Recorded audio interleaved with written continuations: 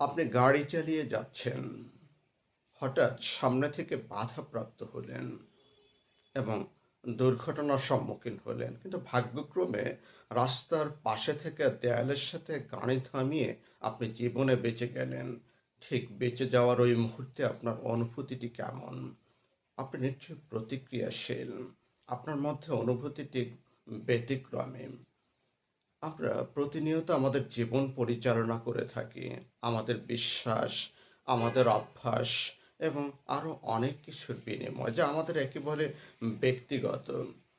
আমরা যখন সমালোচনার সম্মুখীন হয়ে থাকি, তখন আমাদের মধ্যেও সেই প্রতিক্রিয়াটি কাজ করে, যে প্রতিক্রিয়া আপনি দুর্ঘটনা থেকে বেঁচে যাওয়ার পরে হয়েছিল।